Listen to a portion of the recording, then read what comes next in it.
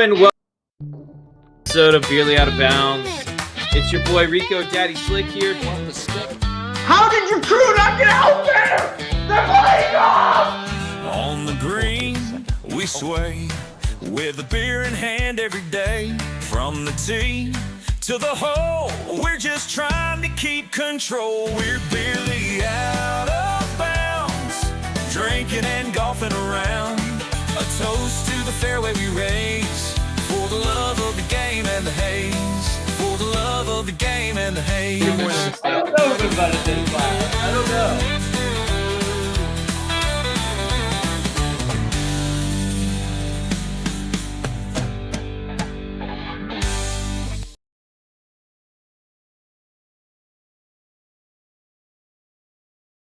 Hello and welcome back to another episode of Barely Out of Bounds. It's golf podcast. Talk about golf. I'm officially back, and Zane the Crane has joined with me here tonight as usual. We're going to talk about all the golf news going on. Zane, last episode. During the episode, we talked about how we had a big Madden game following that episode. I just wanted to see how'd that go for you, Zane? Not good, Zach. Not good. Not good. We didn't do what we needed to on the offensive side of the football. We didn't do what we needed to on the defensive side of the football. And we didn't do what we needed to on the special team side of the football. So we didn't do anything anywhere for nobody, period. How long did that game lasted?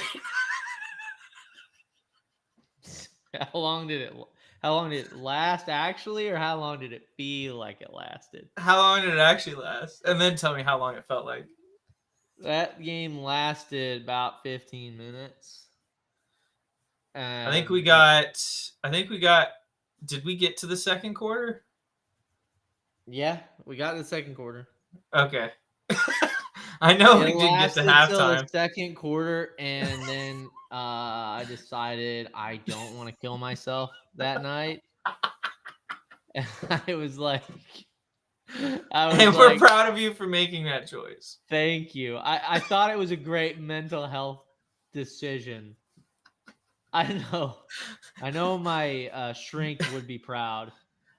I want to point out for the audience. I want to point out for the audience that I explained exactly what was going to happen during the podcast. Owner and operator was my title last podcast. Yeah. And I owned and I operated. I do know this. Next time we meet in the Super Bowl, you will be so lucky, and I will be playing that like a preseason game. No, man. Sorry. Believe in yourself. You could do that. Hey, Shadow. Shh. I think he's seeing his reflection in the oven. Is he barking at it? He's barking at it, and I think... it sounded like he was slamming his head into it. That's what...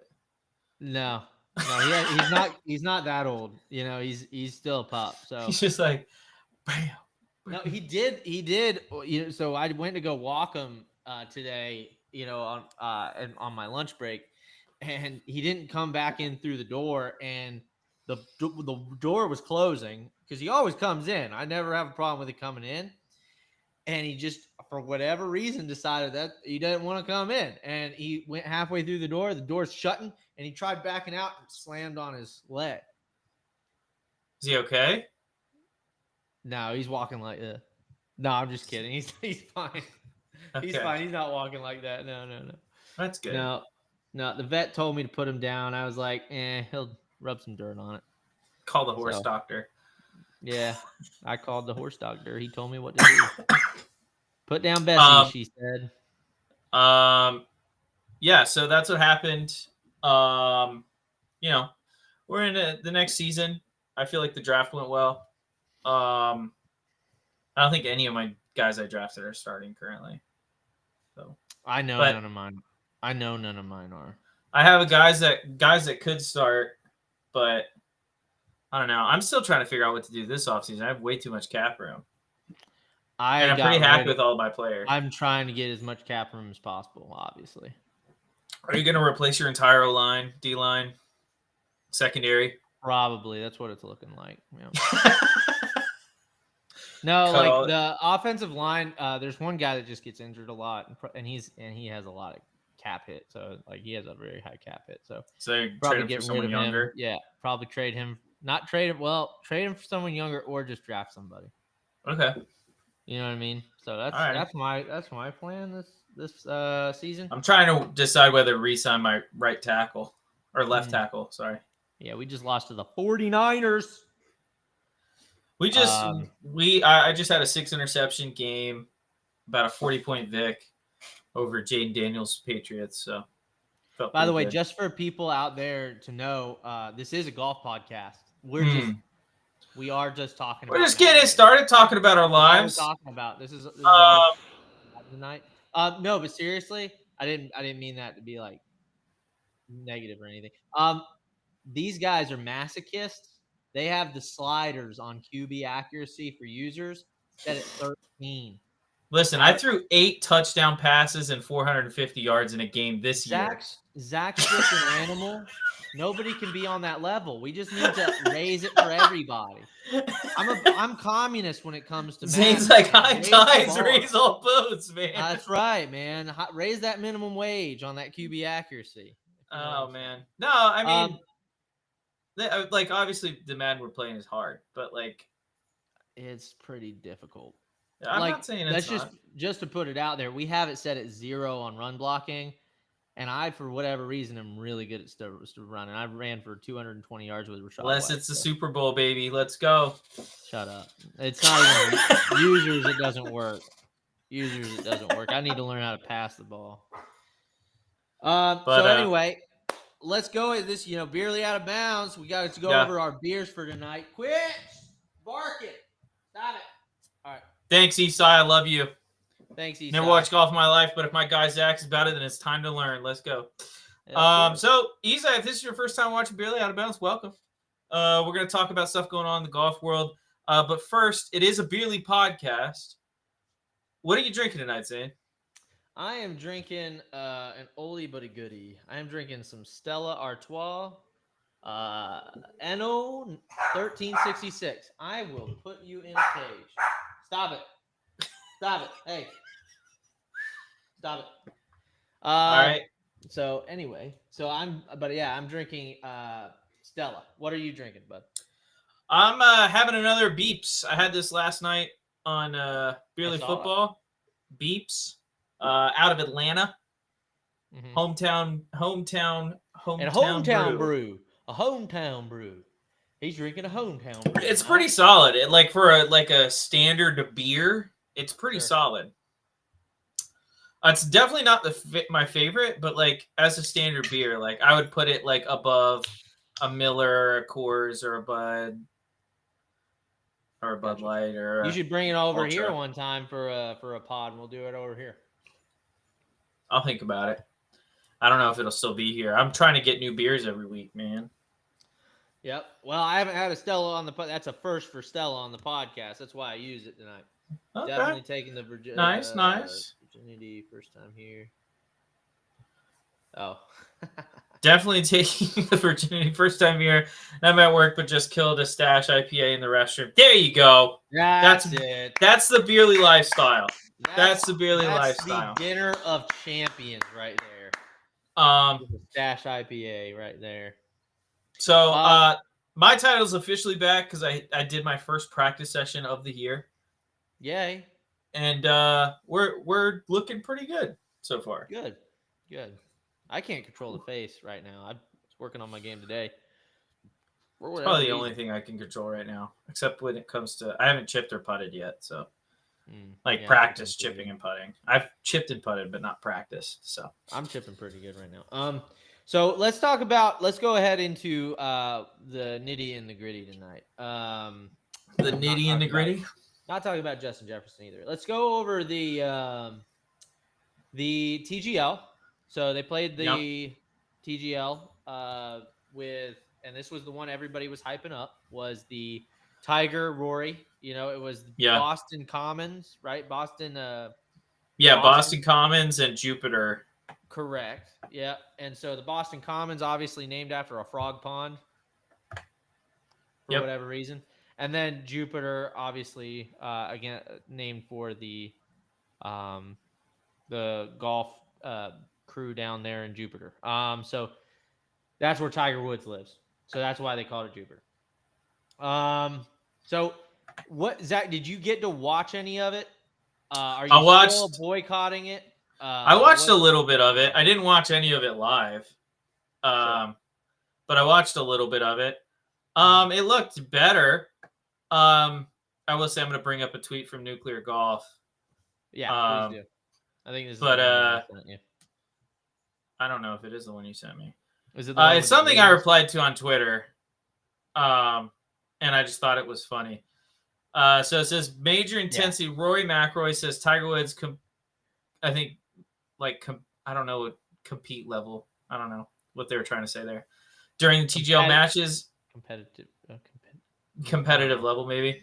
During TGL matches is equal to what he sees from him at majors. It's amazing to go up and compete against one of your heroes. I've shared the course with him many times. I've been in a couple final groups with him. And he has as much intensity out there tonight as he does when he's trying to win a major championship or trying to finish off a golf tournament. He was feeling it out there, and it's really cool to see. That's just not true. That's just it's literally not true. We'll go this one. Literally not true? It's literally not true. I want you to look at Tiger's face in that picture and tell me the last time you've seen him look like that at a major. Well, they won. So, that could be a picture from whenever he made the putt. That could be a picture from whenever. Or him before the first tee shot. I agree with you in the sense that he's definitely not having the same intensity with this as he does with majors. That's fairly obvious to anybody watching. I think you'd be hard-pressed to find anybody that disagrees with you on that. However, just saying that is because the picture, I don't know about that. I will. I got multiple examples, but can I say this? Fine. Can I say this? And I know you probably have multiple examples, and I just think this is a ridiculous thing to get mad at Rory McIlroy about. I'm open to hearing your examples. I'm not kidding. So first off, it's not me being mad at Rory. I think it's a ridiculous statement, and it's a ridiculous statement to drum up hype for something that has obviously seen a big decline of viewership ever since the first week. Okay. It's been reported multiple times that the viewership has dropped off an absolute cliff. Like I predicted, Zach Stradamus strikes again. Thank you. Shout out to Zach Stradamus. He's a real one. Cliff. That's just not true. Do you want to look at the ratings? Yes, I do actually, because it's just not true. It's dropped off a cliff. That's just not true. Here it is. TGL saw a week 4 saw a viewership increase of 182,000 over week 3. Okay. Why? It's just not true. Why? Rory and Tiger were playing, but we know that. You need a bigger sample size. You need a bigger sample size to say that it dropped off. So the league's debut had Tiger. No. The league's debut had Tiger. And that first week they had Tiger. Yes. Okay. It's also the first one, so it's going to have a lot. Yeah. Okay. And then in week 3, it dropped down to 682,000, which is almost it's over a 200,000 viewer drop off. Wait, you said no. Week 1, it wasn't Tiger playing. Week 1 was 900. No, week 2. I'm sorry, I got it wrong. Week 2, Tiger played. Okay, and it had week 2. Week 2 had how many? I see it right here. I have the number. I don't have it. I'm looking at week 3's. 1.05 million. Stop it. Okay. Week 3 had 682,000. A significant drop. And then week 4 had 864,000. Zach, we knew though that week 3 wasn't going to be as highly rated as week 1. We knew that. Well, yeah. Yeah. Week 1's going to have a lot. But I'm saying you can't take the example of the Rory Tiger match and say that, oh yeah, this thing can like sustain viewers. We don't know yet. What about week 5? What was the week 3 match? It was week 3 match was the Atlanta Drive against the New York City, whatever they call them. I see, and that's the point. I don't know what they call them.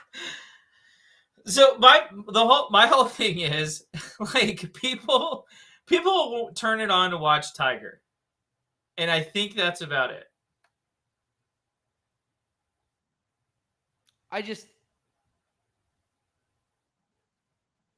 don't necessarily. My point is people turn it on to watch Tiger. I agree. They turn it on to watch Tiger, but it's again, being on the time it is, which is on a Monday night. 682,000 is nothing to scoff at, particularly something this new. I think that is something to scoff at, considering it's new. You're treating it. It is less than a 50% drop off after seeing Tiger Woods. I mean, only just less than 50. What do you mean? It was like, what, 1.12? 682,000. Oh, is it 1.1? That's a lot less than 50. 1.05. 1.05? Okay. That's a lot less than 50. So 32% drop off. But you know that. Though. And this has always been my thing is, like, even this week, it was obviously the best match so far. Yes. And the other thing you could fathom about week 3 was also people not viewing it all the way through or enough to count because of it being another blowout. Is that total viewers or is that concurrent? It's got to be total, right? I'm not sure. It's 682,000. Doesn't say whether it's concurrent or total.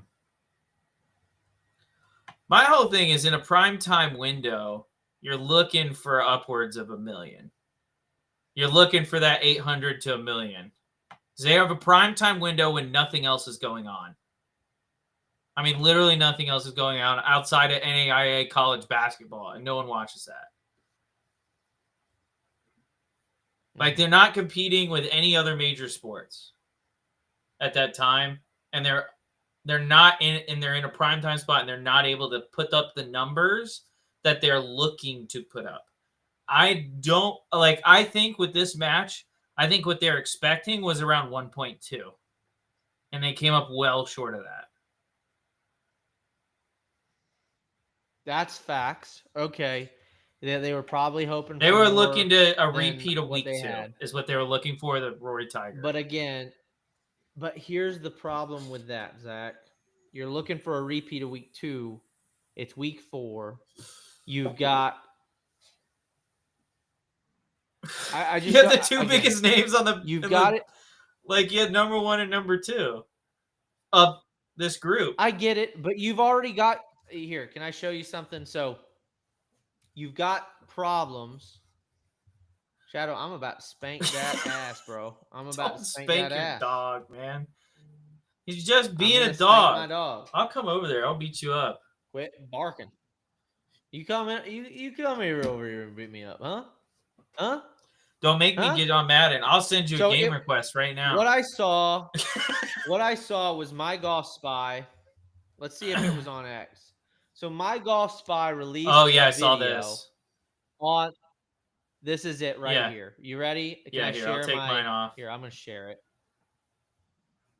Share my screen. So this was a video that My Golf Spy shared, and this is gonna be the biggest.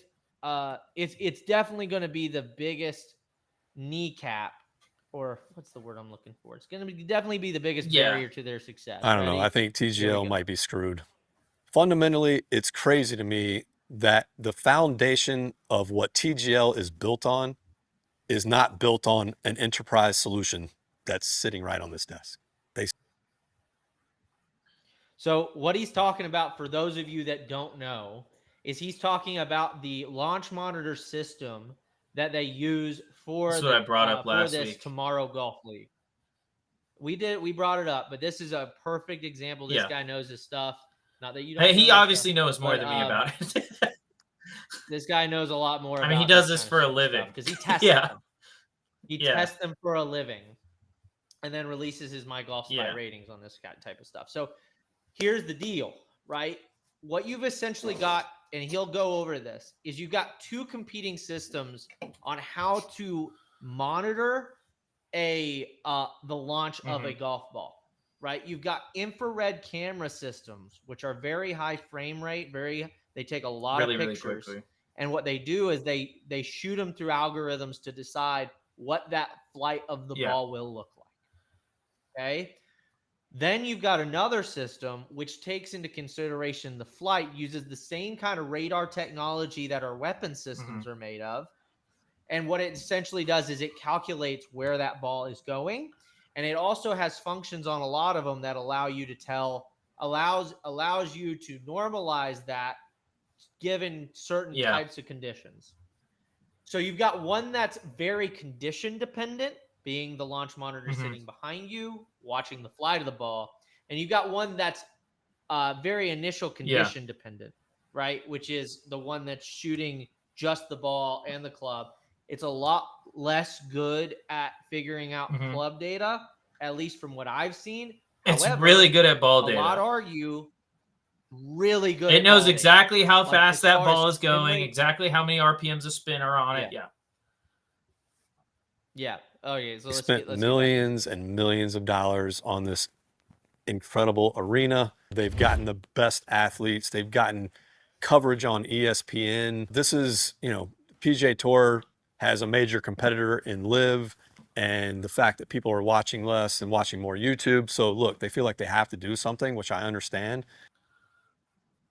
So even a guy like this, who is not an anti-PGA guy, he's just not, if you follow him, he's not an anti-PGA guy at all. Very sympathetic with PGA Tour. He's even saying like this was in response to Live. This was all in response to what Live with the did teams with and their golf league. Yeah, correct. This was exactly, and this is what we talked about a while ago with the whole like this is the PGA Tour's response to Live is this simulator golf league. Correct. Yes, that's exactly right. But I just will never understand how you spent all those millions of dollars to try to have the best of the best. And the launch monitor that you used is not only, it's not even up for debate. It's not the best. It's not even in the top 5 for the most accurate. And if I'm being completely honest, the only reason why it's being used is because Tiger Woods has a partnership with Full Swing. The problem is that the data is not accurate. You officially back Zach Stradamus. This is the Full Swing. This is the Full Swing kit. This is exactly what we were going to have out at Chicopee back whenever me and you were at Chicopee. We had ordered it on pre-order. It's a sketch. So there was a whole sketchy rollout of it to begin with. Yeah, I do remember, Zach. Well, like the times kept getting pushed back, and they wanted more money up front, and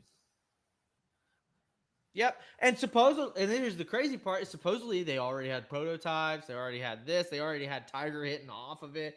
Whether or not that footage is even real was up for debate, whether that was just graphics or edited in after the fact on like the screen. But supposedly they had this ready to go, and they And what you had to do is you pre-order, and they were going to launch it. But that's exactly right. What happened was they kept pushing it back months and months and months and months. We were waiting on it, and we decided to pull out. And they had a guarantee that if you pulled out before they actually launched it, you get your money back. And so that's what we essentially did, because we were just like, hey man, we'd rather go and buy this other buy another Skytrack, and we understand Skytrack shit, but we'd rather have we need something in right there away. Is the thing. It's like, correct. I'm not kidding you. Zane put this whole plan into motion a year before we pulled out, like close to a year. Yes. And it was always like, oh, in 3 months it's going to be releasing. Oh, okay, actually it's 6 months. Actually, it's going to be a year and a half. And it's like, I thought this was like ready to go, and you guys were just working out some kinks. But the rollout was super bad. And then they finally roll it out, and I mean, you're going to listen to this guy talk about it a little bit more, but like, it's not even close to top of the line. No. And it's crazy that remotely. It's crazy that so many people, so many big names are tied to this brand. Especially, well, and I every person on the TGL is now tied to Full Swing, and their launch monitor is just subpar. Yep. This is coming from a guy who has no dog in the fight. He gets paid to review things for a living. And My Golf Spy, the reason why a lot of golf industry people, and this is high in the golf industry, don't like My Golf Spy is because they literally can't be bought. So all those guys that you see on YouTube, a lot of the guys you see on YouTube, a lot of the guys that you see, the independent creators, they rely on sponsoring money. And so they'll review something to get money or to get paid something by the manufacturer or whoever makes it. A lot of those guys have deals and stuff too for clubs and stuff. So like, correct. You have like Bob Does Sports and Good. They're both Callaway. And for a while, Rick Shields was with Nike for apparel. He moved away from that just so he could branch out more. I think he actually requested out of his contract. He was just like, yeah, you know. Like a lot of those guys have deals with brands. Like I think Micah Morris and Grant Horvat are both with TaylorMade.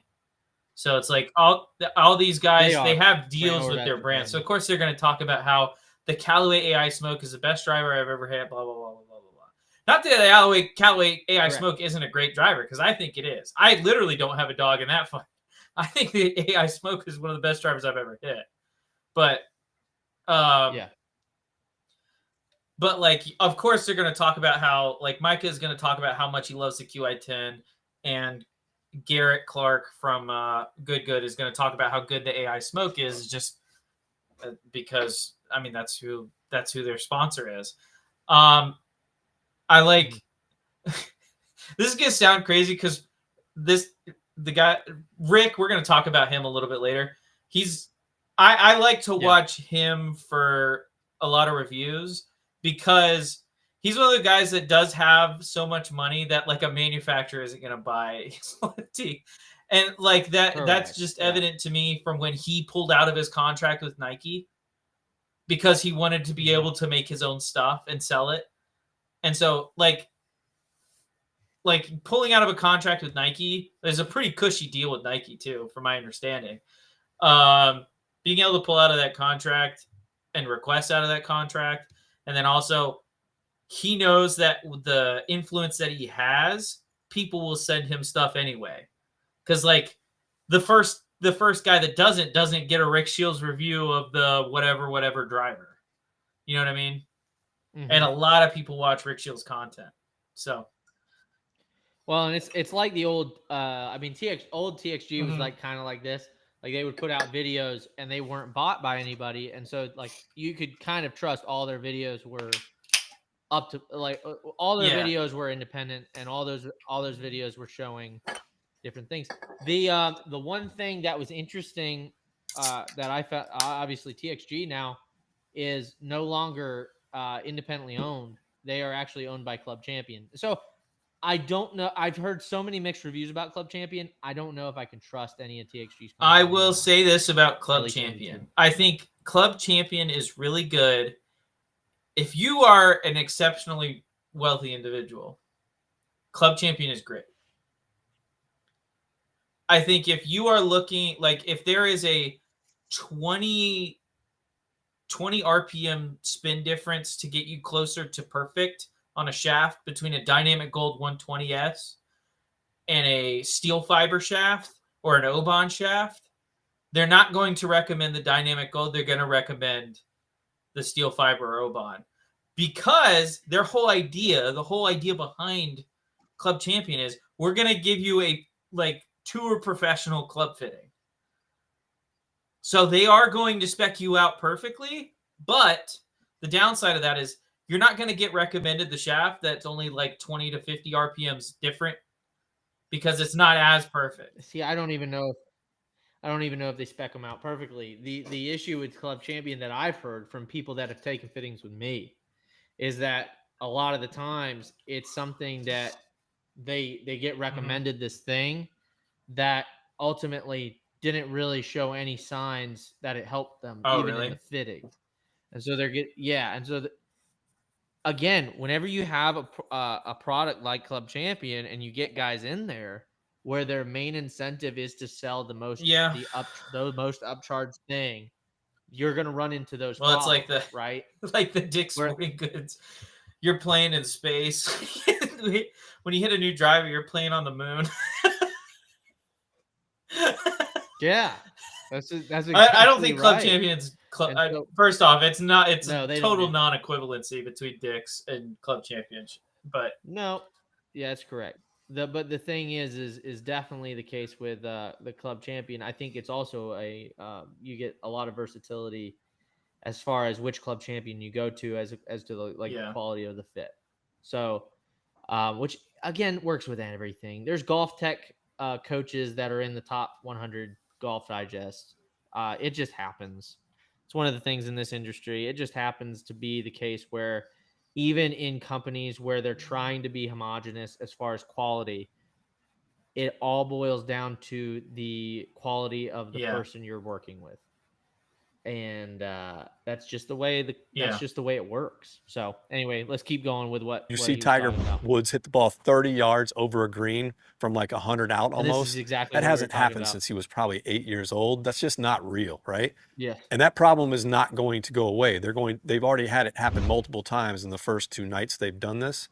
And problem is the launch monitor. And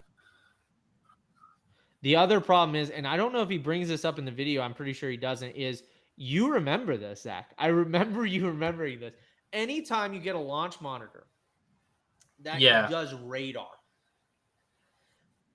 Of course I remember this, right? You need to have that place looked at by professionals. Because there are things, whether that be the metal chassis of the building, whether there be exposed metal for the reflection of whatever rays it's shooting, right? Whatever radar it's shooting, or even the lighting, the lighting, which we found can be an issue. To be an issue, and that's an issue with all of them, though. Yeah, that is an issue with all of them, even the IR cameras. Maybe not. Yeah, even the IR cameras have a problem with that. Skytrack was terrible with it. It was better than the. It was better than the flight scope was awful in that building. The flight scope. It was like if you took it outside, it was relatively fine. But if you did it, no, it worked. Yeah, if you did it in the building, it was horrible. Oh, it was brutal. One of the worst. Yeah, it was not great. So if you're listening, Al, and Lenny, if you I think Jason flight scope. Jason has the Bushnell Launch Pro or whatever. Okay, so he's got something better. But good. Yeah. Good. Yeah, good. Because he needed it. So anyway, so he doesn't even get into that in this video, but that's something that everybody. And the solution is going with an enterprise launch monitor. I mean, the solution is sitting right here. It's a foresight. There's been enough data and enough known in this industry to know that Doppler has issues, especially with spin. Yep. So it can't capture rotation properly. End of the day. Especially if you're doing normalization. So if you've got wind, sorry, go ahead. It's Doppler is terrible when you're flighting shots, or if the shot goes high. If you're trying to throw a wedge up in the air, it can exit the Doppler's field, and then it's just like, oh, it actually went off low because it just can't read it properly. Now, I understand it's probably a little bit different with full swing, but like I noticed with honestly the one I have now, the Garmin R10, it struggles with flighting shots because it sees a low flighted ball and it's seeing no spin. It's seeing I scald it. Yeah. When I nipped it clean and it's gonna hit, bounce once, and maybe spin back. But like with Doppler, really struggles with that. So it comes off low, and it's like, oh, he like scalded. Yeah, it's also dependent on conditions, right? Like, yeah, exactly. Yep. Like if it's a cold day and that thing's not flying, but you put a ton of spin on it, it's gonna see that low launch angle and be like, oh yeah, that thing's going 30 yards further. The other thing is normalization, right? So in TrackMan, in FlightScope, you have this thing called normalize, which allows you to normalize for the conditions. So if the conditions are windy, like into your face, you can normalize it so it gives you approximate data for if you had just ideal conditions. Yeah. So 72 degrees, same elevation, no wind. Issue with that is it's still just making approximations based off of the data it's given. So say you get a gust of wind, that's going to be wrong because it doesn't do it. It won't notice a gust. It will notice like it just notices constant breeze. Yeah, correct. And so that's the issue is on a GC quad, you're going to get the raw data of like on a good day what it would be. Bryson had one video a long time ago where it does do different things if the ball is wet, but that's obviously because the initial conditions are different. It's going to have different results. It's going to be like as if your ball was wet, right? So, that's something to think about too. End of the story. Let's keep going. They should have used camera-based system, period. I mean, that's not even up for debate. So if you're guessing at... And I forgot to mention one thing. He's not even bringing it up here. And he doesn't bring it up here because he's got all these movable portable launch monitors in front of him. They had this possibility with all this money they spent, especially into the revolving green and the things going up and down, changing the undulation on the green. They literally could have invested in an overhead camera system that would have seen, or even overhead and side, which would have seen what the ball is doing, right? Which would have been able to calculate that trajectory, the spin rate, all down to like that. The investment like into this makes no sense why they stuck with full swing. The only reason they're in with full swing is because Tiger owns part of the company. Yeah. Well, and the sad thing for full swing is this could have been their time. They probably got paid an inordinate amount of money to do this. You saw how they have 3 full swing launch monitors tied together. Let me see if I can find that in this video real quick. You saw how they had 3 full swing launch monitors tied together there it is. So that's their system. So their system is not like the system you go off and buy. It's not the full swing kit. It's 3 kits hooked together. And then I'm betting what it does is it's going to average the data. That's the problem, is if one of them is even crazy off, the averaging is going to be terrible. Because what I bet happened on that Tiger shot was one of the averages just didn't catch the spin rate. And so instead of that like spinning up and kind of dropping down, it just took off. Yeah. Sailed. It just sailed on them. And that's the thing is unless, and maybe they do this, who knows? But unless two of those systems, unless it's doing like an error retraction one, where if 2 of the systems and one agree, doesn't, then it goes with that number, and one doesn't, it just negates it. Unless it's doing that system, they're doing it wrong. Now, like the Minority Report. Doing that. I don't know. I mean, that's exactly what you're describing. It's Minority Report. Okay. I haven't seen that movie in forever. Well, it's like 2 things agree and one doesn't. They cut it out and just use the 2. The precogs. Okay. Anyway, great movie, Minority Report. If anyone hasn't seen it, make sure you tune it. Make sure you turn it on. It's a really good movie.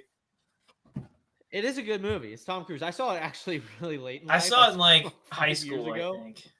Yeah. Did you really? I don't even remember why I watched it, but I was like, oh yeah, I've heard about this movie before. Let's see what's got to offer. But the thing is like this thing, they need to get this right. This is what we've said from the get-go, is this is where the rubber meets the road. If players aren't feeling like they're getting real numbers, they aren't going to care. Well, and it's arguable if they do right now, but yeah, they don't right now. And I think that's one of the reasons. If you look at like Matt Fitzpatrick. Oh yeah, anytime he tries to hit a fade on that thing. Well, not just fade. Anytime he hits a shot and he's just looking at it like this, and you're going, that should not be on camera. He should, like, again, not that it's bad on him. It's bad on the thing for reading it wrong. But you should never be seeing the golfer go like this. I know that's not what that ball did. I didn't yeah, especially him. Yeah. Because he takes down so many literally, notes. this guy has a note about every golf shot he's hit since he was 16. Well, and he never makes that face on a golf course. It'd be one thing if it was like a consistent thing that he did. Well, if it was like, who's that guy that went to live? I can't remember his name. Shoot. Oh, he's the short British dude. Short British. Short Lee British Westwood? dude. No, he's pretty short. That short, is he? I thought he was bigger. It's the guy. Oh the only two people that are coming to mind. Anyway, he hit a 4. So he had 2 5-irons in the bag. You might remember this. He had 2 5-irons in the bag one time, and one of them was bent a certain way. One of them was bent to a 6-iron, and the caddy handed him the wrong club. Oh, you're talking about Paul Casey. Did he go to live? I didn't know that. He went to live? Huh? I don't think he is. He's on live. Is he? Anyway, regardless. So Paul Casey, I think he is. I don't think he is. If he is, I'd be. Oh, he is on live. How did I miss that? I told you, dude. That was back in 2022. Dang, I don't remember that. That's crazy. So Zach's a fake golf fan. I thought it was like last year or something. He got hurt, and so he had to pull out of a PGA Tour event. But that had to have been like 2 or 3 years ago. Yeah. So anyway, Paul Casey, right? He hits a shot, and he's looking at it like this. But that's the thing, right? Is that's because it was the wrong. He got handed the wrong club. You never see that from those guys because they know when they hit a bad shot. And so that's the problem with this thing is they need to get it right. Anyway, I'll continue it. They should have used camera-based system, period. I mean, that's not even up for debate. So if you're guessing at the contact of the ball and you're 20% off on average, everything downrange is going to be affected. Distance, descent angle, all those things are going to be different because. So 20% off on average for everybody out there is the full swing kit. It's not the other ones, but those other ones do have their problems anyway.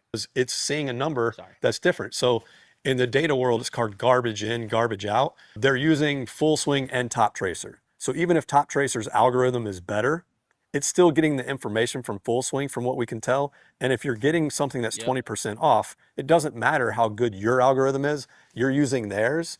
And that's always going to put you at a 20% variance on spin. You know, take the Rapsodo. It's under $1,000. Thing is awesome. Full swing does some amazing things at $5,000. But it's like buying a Honda Odyssey versus buying a Lexus truck. I mean, you're not going to get the same out of a full swing at $5,000 as you are for something that costs $20,000, right? And your foundational part of your business is going to be the data and watching shots. You better have the best in the industry. And, you know, I'm just not trying to on them. I'm just saying, if we were to rank the top 5 on this table, that's not on there. That's exactly what I said last week. That's not on there. So Zach, I mean, bottom line is they need to get it figured out. Whether that be like, hey man, sorry, your company is ain't it, chief. Hey, yeah, we can't do this. And then, or just going to the full swing guys and saying, hey, we'll help you. Like, we'll give you money to develop something that isn't this. You know what I mean? We'll give you a ton of money to develop something that is not this piece of shit. Like, that's what they need to do in order to save this league. Because this is right. This is the correct opinion. Is they can't get where they need to be if the data is wrong. They can't. It's impossible because the players won't buy in, and you need the players to buy in. Like kind of like Billy Horschel was doing. I'm not gonna lie. I watched that week that nobody else was watching. That was the only one that I watched live, was because it was Atlanta Drive. It was my hometown, now hometown, and I was interested because it was Atlanta. And you know what? My team was pretty entertaining. I thought I was entertained. But the other teams, like the other team, in fact, with Matt Fitzpatrick, they weren't entertaining. And I'll tell you why. It's because they were so annoyed at the system itself. It's pretty bad. Yeah, it's not bad when you're winning, but it's really annoying when you're losing. And you just kind of check out. And that's what they did. They kind of checked out. They weren't talking as much on the back end of the broadcast. It wasn't good. So anyway, that's all I have to say about the issue. Zach, do you have I said basically everything I wanted to say last week when I was talking about, I don't know, because I had the same thing, watching the highlights of those matches, right? Watching the highlights of those matches and seeing the face out of Matthew Fitzpatrick and watching Tiger hit a wedge 30 yards over a green. And it's like, okay, clearly the launch monitor is not there, right? Clearly. And I brought it up last week on the show, and I feel like I was not given my fair due on this show. What were you giving about the launch monitor? You're like, Zach, I don't think it's, and I was like, no, Zane, this is really bad. And then it was like, I'm not even kidding you. I think it was less than 48 hours later that video dropped. And I was like, vindication. I didn't say that. I agreed with you that it's not the best launch But monitor. You said it's not that big of a deal. I didn't say it wasn't that big of a deal. I didn't say that. Cue the tape. Give me the receipts, boys. I have to go back. I might pull it up. Michael Finney Golf says, I'll say this slow, and I mean what I say. The Foresight quad absolutely blows. Head-to-head with TrackMan, the quad is embarrassed every single time. Arguing over what monitor is more accurate when the ball's flight is interrupted by a screen is idiocy on display. The ball didn't reach the end of its flight. Which one is more accurate? There's no answer. Because here's the thing. That person's stupid, and you shouldn't listen to anything they have to say about golf. Whoever made that comment. Because like that guy said, it's about initial conditions when you're talking about IR. You don't need to see the ball flight with IR. Yep. Well, and the only thing you can get better at is the algorithm. So obviously, and this is Michael Finney, so that's not it. He goes, so obviously you put them next to each other outside and see which one performs better. And I've done that. The quad reverse. Here's the problem with putting them outside is you also have the outside conditions that are affecting the ball flight. And so obviously on a TrackMan, it's going to take that into consideration. Yeah. The quad isn't. That's a dumb take. The quad quote reverse read, 25% of the shots, actual draws were reported as cuts and vice versa. Again, that's going to be the wind, bro. If the wind's blowing left and the ball is drawing, because of the wind blowing left, and you saw it drawing, the quad's going to read, oh no, that ball went straight. Because all the quad cares about is initial conditions of the shot. It cares about what happens here to here. Correct. Cares about what's happening at the strike of the ball and what the spin rate is at the strike of the ball, both left to right and up and down. That's correct. Quad, quote unquote, sees 6 feet of ball flight. TrackMan sees the entire ball flight. In other words, it has the answers to the test. The problem with this is so short-sighted. The problem with this is the 6 feet of ball flight that are going to matter are the ones right in front of you. Yes. That's where it's reading the spin. That's a stupid response. It's a dumb response, especially when you're playing in a stadium. You're playing in a stadium. So which is going to mess the ball flight up more? Something that needs to see more of the flight or something that needs to see less? That's exactly right.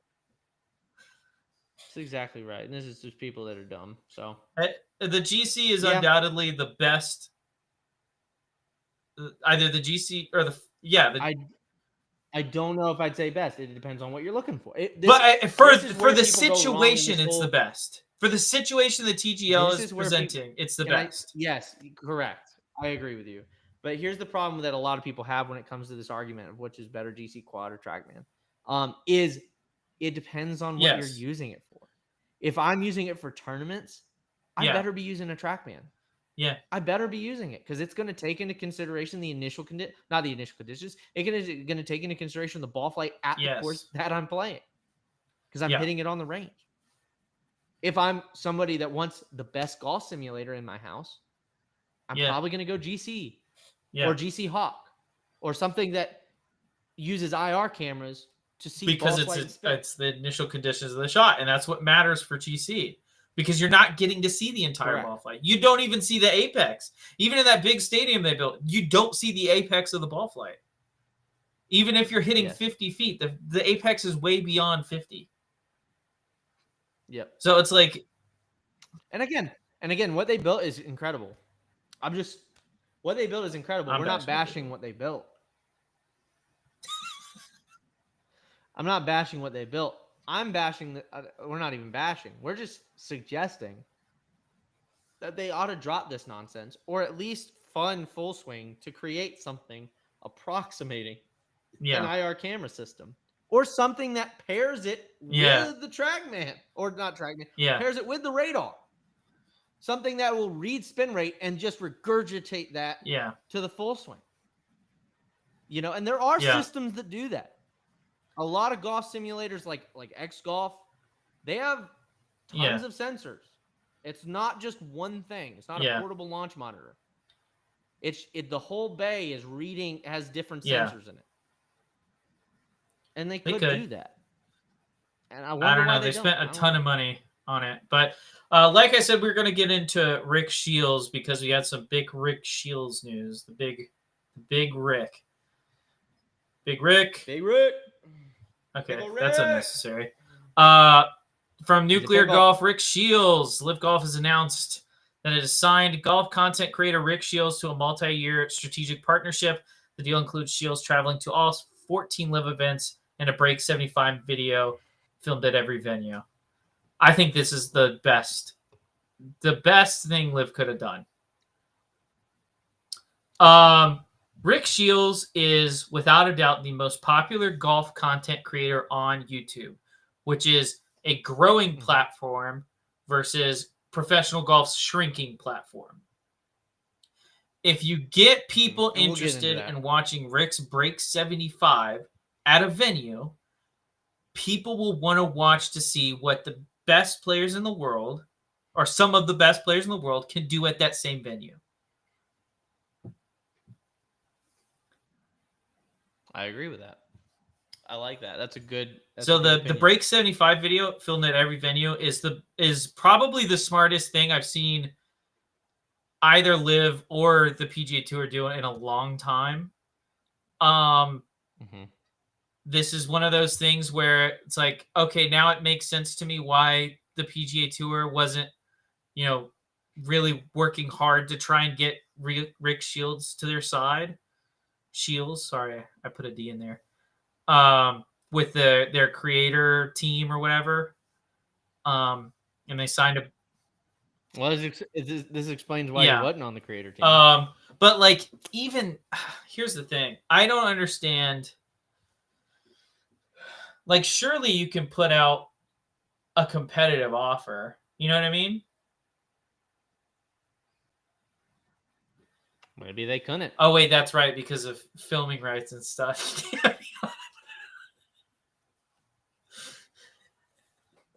the ultimate Maybe they couldn't Achilles put out heel the PGA Tour has themselves. Maybe they couldn't. Maybe they couldn't put out, put a competitive offer on the table, or maybe they didn't want to. I think it's silly to try and to court some of the people that they did and not try and court Rick Shields. I totally agree with you. And we went over that list. If you want to go back and listen, we went over the list of their creator team. Please go back and listen. There are some pretty cool people on there, but sure. But whenever it comes to largest creators, it just doesn't make any sense. I think they have 2 big names. Yeah, and they got some Instagram models. And it's just come on, guys. And Instagram models, by the way, that don't have millions of followers. It's not even the best of the best. It's these guys that are and I don't know if they were trying to make divide it up, make it more equitable or something. We can't have all the biggest guys on here. We need all. Well, I don't even necessarily have a problem with doing that, but you don't get a bunch of different names that you would assume that they would go after. They got Brian Bros and they got Bob Does Sports. Yeah. You don't see Good. You don't see Grant. You don't see Micah. Yeah, it doesn't make any sense. And those are the big names in YouTube golf. Bob Does Sports is a big name in YouTube golf, but they're more a big name in YouTube golf because they're a big name because they're funny guys. Well, you know what I wonder? This is what I wonder is if they didn't put an offer on the table because they would. I wonder if they didn't put an offer on the table for those guys or get them on board because they had. So that's what I said at the time, and I'm starting to think that might be the case, especially with the Live Golf signing Rick Shields to this deal. I think I don't know when conversations started. Rick Shields has done he done a podcast since, and I think he talks about. I haven't listened to it yet. I'm gonna listen to that and get back to you next week. But if conversations started pre the PGA Tour creator stuff, I'd be surprised. I would be surprised if it hadn't started before that. The conversations anyway. And then 2, I'd be shocked. I would be shocked to hear if the PGA Tour didn't reach out to him. I would be shocked to hear that because I think that would be an incredibly poor move on their part. He's the father of YouTube golf. You put an offer out or feelers out at least. But I'll get back to you next week if he talks about any of that. So. All right.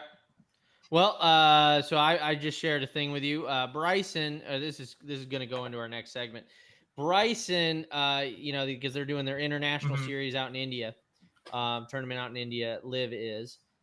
This isn't really a Live event. It's put on by Live, but it's out in India.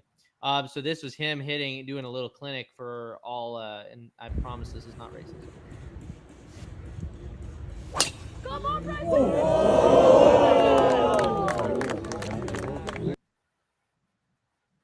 They made exactly the sound I thought they would. Just kidding. What are you doing? I'm just waiting on you to say something else. Honestly, that's all I'm doing. They did. They made exactly the sound that I thought they would. It's just like that. I think if you do that in America, I don't think they make that noise. So, what do you think about this? Go ahead. I love it. So this is bottom line, and this is again, I'm not at all racist. I actually love this. This is growing the game. All those guys on the tour were talking about how this wasn't growing the game, how Live wasn't growing the game, yada yada yada. First off, pumping more money into this is a good thing at the end of the day. Period. End of story. Second thing, they're actually going around the world and doing this. What are you doing? People that are paid for ESPN Plus can watch them hit on a golf simulator that's subpar. No. Even if you go to Dubai. No. Even if you go to Dubai. Like Abu Dhabi. Yeah. You're telling me that's growing the game? They're out in India. Like, look at well, that. like, Look here's at the that thing. place. That's the sound you make when you've never seen anyone hit the ball that far. That's a fair point. That is a fair point. So, like, Great. these people, number one, like, there is like a PGA Tour Asia or whatever, or an Asian Tour, but like the guys that play on the Asian Tour aren't Bryson DeChambeau. Yes. These people have literally probably never seen a golfer as high status as Bryson play golf in their country. No. At all in person. And it's a different, it is, so to see people bomb it's different in person. Because obviously every kid has seen, every guy out there is probably can go back in their mind to the time they saw a guy truly bomb the ball. And it is jaw-dropping. It is jaw-dropping. These people are like experiencing, like, this is the U.S. Open champion, and he's playing in my country and doing a clinic in my country when no one else is doing that. That's a huge deal to these people. It's a huge deal for the game of golf. It's a huge deal for the game of golf in these countries that don't typically get to see it, because the PGA Tour seems to show no interest in branching out and playing on other continents other than Japan once a year at the beginning of the season. Shout out to the Zozo. Yep. Zozo. And I like do too. Zozo. It's a beautiful golf course. Gorgeous. I mean, it really is. They know how to. They know how to put on an event over there. For all I know, the architect could be American. Whatever. It was great. Really, like, it's just a beautifully designed course. I would love to go to Japan one day and play it. So if you're willing to, fund me. Anyway, regardless, this is a great thing. I don't know who can argue against something like this. This is the kind of stuff that Tiger used to do around this country. On the daily. So me and Zach were privileged to go to that one time. So let's go back. Let me go back real quick let me close that. Then we've got this. That. We'll go with that in a second. Where is it? Talking about. Here we go. So this is Rory McIlroy talking about how the PGA Tour has been diminished by YouTube Golf and suggests it's time to scale back the number of tournaments played. Quote, I think it already has been. I think it already has been diminished. Quote, YouTube Golf is like golf entertainment adjacent, whatever. Those guys are killing it. They found a niche and it's really cool and it serves a purpose for a lot of people. But look, I would much rather sit down and watch real golfers play real tournaments, and that's just my opinion. That to me is more entertaining. Man's never seen a Bob Sports video in his life. That's how you could tell. The time that Bob talked to him. Yeah. But I understand that other people want something different, and that's totally fine as well. I think there's space for all of this. Yeah, I can see when the golf consumer might get a little fatigued of everything, and that's sort of available to them. So to scale it back a little bit and maybe have a little more scarcity in some of the stuff that we do, like the NFL, I think it mightn't be a bad thing. I mean, Rory, you're right in one portion of the argument, you're wrong in the other. The first thing is, if you're talking about the scarcity effect, 100% accurate. This is exactly why they should have never done a winter cup or whatever for the PGA Tour. It's exactly why the NBA is having to do this middle of the season tournament to kind of drum up viewership, because their viewership is tanking. This is exactly why you make too many events. And rather than growing the marketing and promotional aspect of it and doing more stuff, again, I'd be more up for PGA Tour films, which is now a thing, to start doing more stuff on the off season than them actually playing in these tournaments that don't matter very much. Like, that would be a lot more entertaining to all of us, and we're fatigued from it. from all the tournaments that are being played? I think it's entirely. I think a lot of it's marketing, but I also think you need to have more rotating events. I think part of the problem, like there are courses that people watch every single time, but part of the problem is like when they play the Valero Texas Open at the same course every year, like the week before the Masters, a lot of people don't care to watch it because it's just the week before the Masters. Like that's just what it's going to be. It's the tournament you play before the Masters. I disagree with you. The one reason I disagree with you is because that is necessary to have it at those specific events or the venues, because that's going to be those places that people know to go back to. And honestly, it's way easier to set up once you have a game. I understand you're not understanding me. I understand it's easier. I do. They have these deals in place, all that. I understand it. My thing is, I wonder if it's a viewership issue. Like, once I've seen the Valero Texas Open 17 times, I don't really feel the need to watch the Valero Texas Open 18th time. I disagree with you totally. Because it's different players playing it typically. Not only that, you always have a different winner. It's not all the same winner. I just disagree with you. You'll have different conditions based off the weather that week. That is not the problem. We'll go over the problem. I know exactly. It sounded like you said the problem was just like there's too many tournaments. That's one of the problems. But see, like the problem is they don't really have an off season. They don't really have an off season. But like my thing is he says like the NFL. He says like the NFL does. The NFL is currently looking to expand to an 18 game season. That's because they're doing it slowly. It makes sense in a circumstance where you're like slowly expanding, right? That makes sense whenever you're slowly expanding.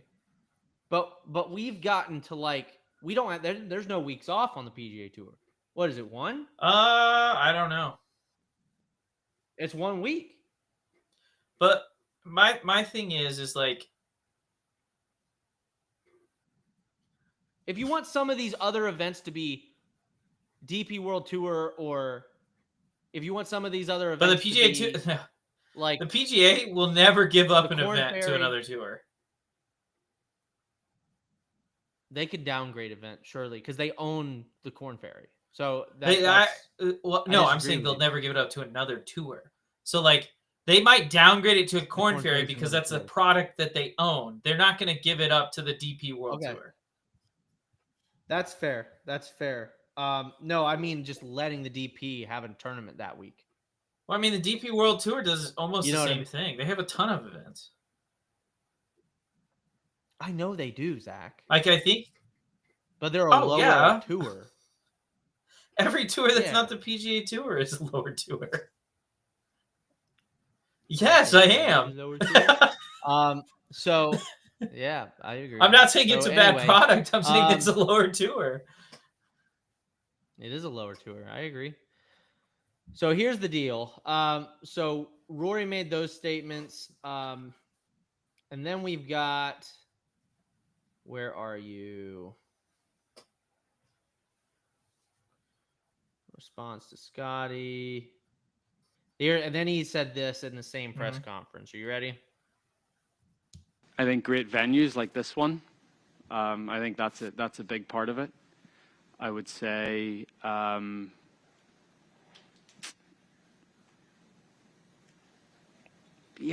honestly, like, I don't, the best players competing against each other a little more often, which we've tried to do on this tour. Are we missing 3 or 4 guys that have went elsewhere? Probably, but still, 3 or 4 guys. The best players in the world are still here. I don't know. Yeah, pace of plays. Obviously the MLB introduced a pitch clock at the start of last season, and that seemed to work pretty well. It's going to be you could try to introduce it, but how is it governed? How is it played? That's a very hard thing to do for every single group on the golf course. Look, golf is, there's a lot of things about golf that are very different than other sports, but I think that's also what makes it unique. I don't think we should try to dumb down golf to. First off, do you think that golf should have a shot clock? Ben On talked about this today, I believe, about a shot clock. What happens is you're going to have the same guys take advantage of a shot clock.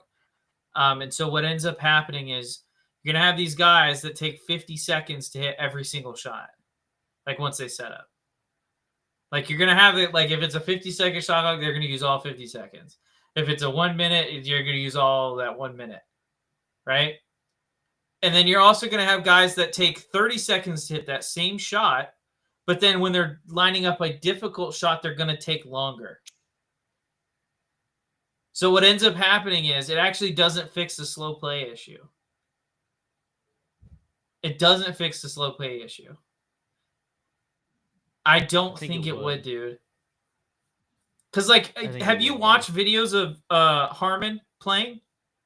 What would be your ideal shot clock? My ideal shot clock 45 seconds. Okay. Harmon is going to use that 45 seconds every single time. And he uses 2 minutes sometimes, not 3 minutes. Not sometimes. 2-3 minutes. So, it feels like 2-3 minutes because it's 45 seconds with nothing happening. I'm bringing the receipts next week. Okay, that's fine. You know. But like 2 minutes. If I'm playing fast for most of the round, I hit a bad shot, I'm in the woods, and I have to hit a difficult punch shot. I'm going to take more time on that than I would on any other shot of the day. 45 seconds. There's a long time. I'm not saying it's not a long time. And when does that counter start? When I get to my ball?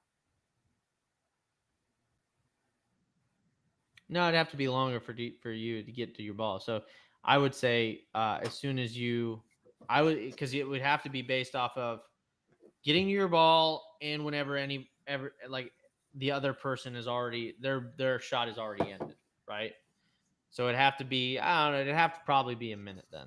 If you really consider it, you'd have to be getting up to your ball, assessing the situation. Okay, so then yeah. Or maybe you do this, or maybe you do it from when the club has been pulled out of the bag. Okay, then people would just wait to pull the club out of their bag. But like my whole thing is like, what if they pull their putter out of their bag as they're walking out down the fairway? There's no good way to mediate it, and I don't think it fixes the issue. Okay, so how would you fix it? I mean, like I said, the way they do it in junior tournaments? Yes, exactly the way they do it in junior tournaments. You have a time,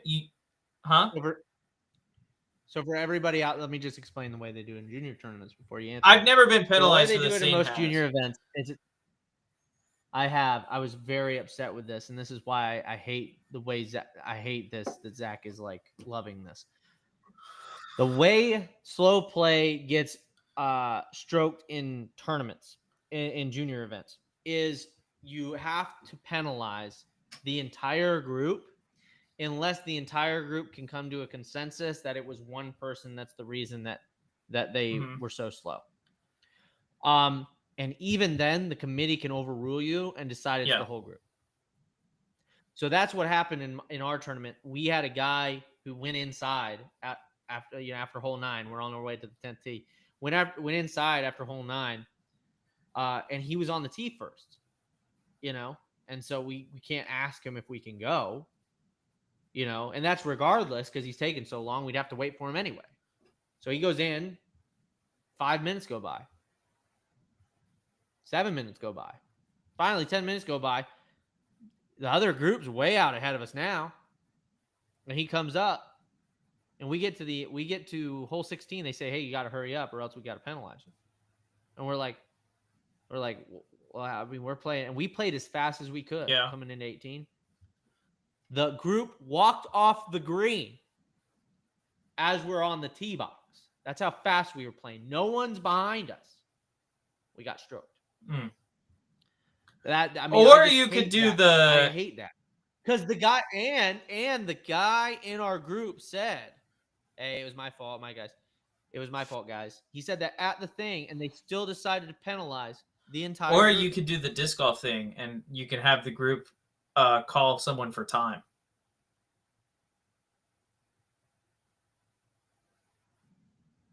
So in disc golf, I think it would work better in golf than it does in disc golf. Because in disc golf, everyone's too scared to call people on stuff. And in golf, it's more cutthroat, and you see it a lot more. Sure.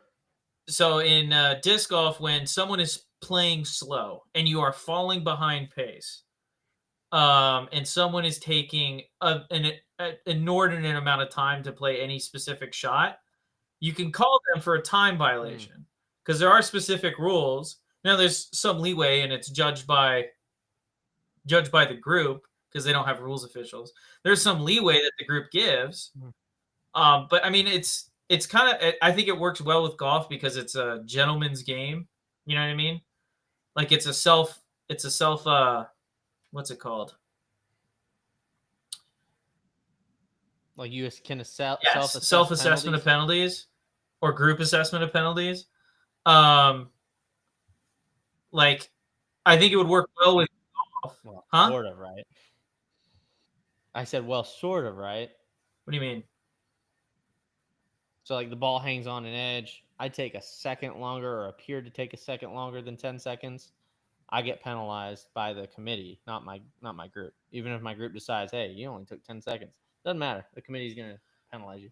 Okay. Well, regardless, I think it would work well for golf because one, it's more cutthroat, so you'd see it called more. And you say, hey, and a lot of times what happens watching disc golf tournaments, I bring this up every week on the show, disc golf. What happens at disc golf tournaments is you say, hey, like, I'm not going to do it this time, but I'm going to call you for time next time you take that long to hit a shot or throw a shot in disc golf. Like, hey, I'm not going to do it this time, but I'm letting you know the next time this happens, I'm going to call you for time. And then typically that speeds them up. And then if they don't, they call them for time, and it's a stroke penalty. And it has to be seconded. So, it has to be seconded. It has to be seconded. I think I might agree with that because now they'll play all threesomes. So I think I might be on board with that. It can't be just one person taking over a card. Like the card has to agree that, okay, yeah, this guy's playing slow. Agreed.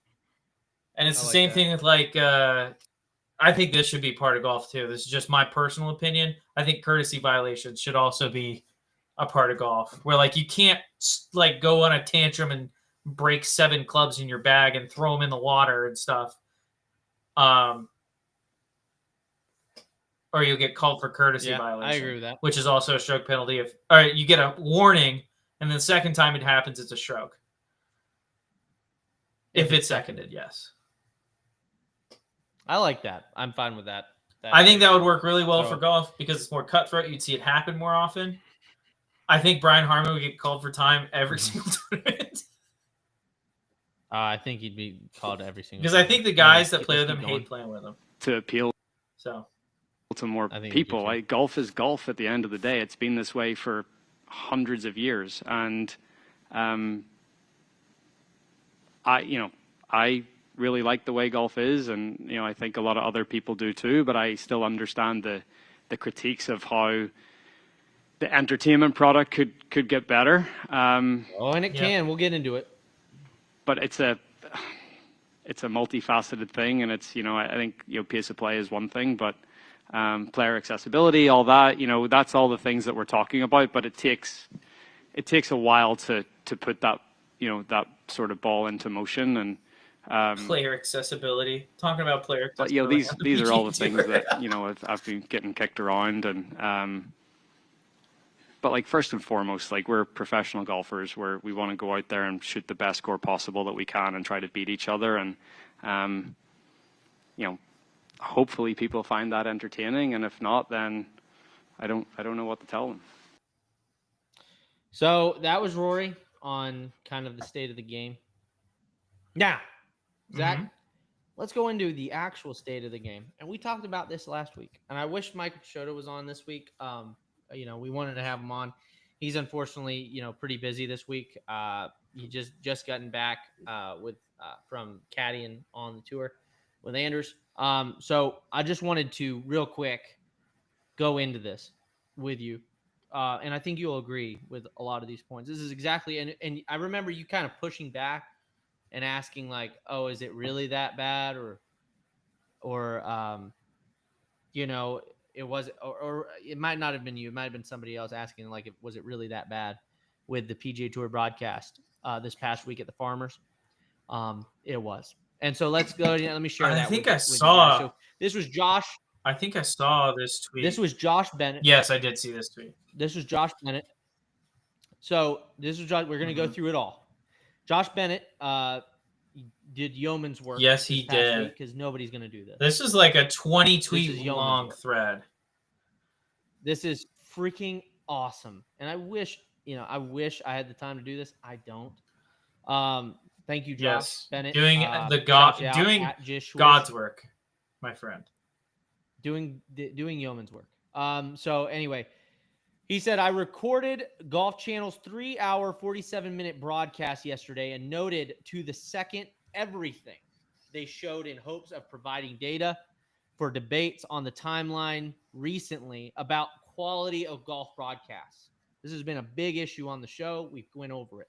Here's a thread of what I found. This is amazing. This is incredible. I saw this. I couldn't believe it.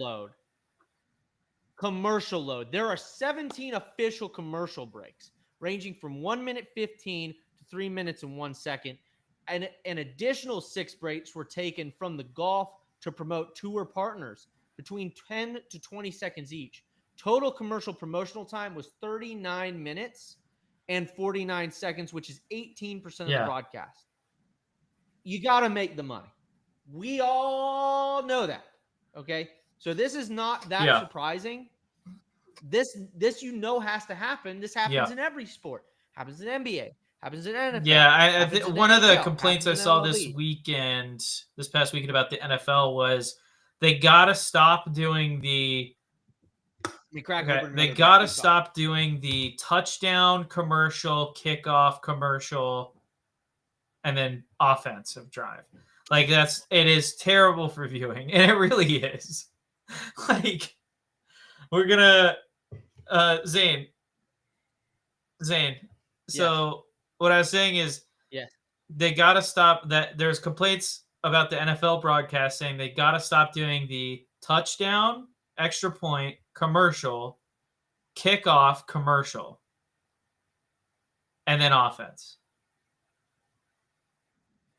You got to. There's time there. It's not very. It's really because the kickoff. It's a short commercial. I mean, you just show one commercial, you're done.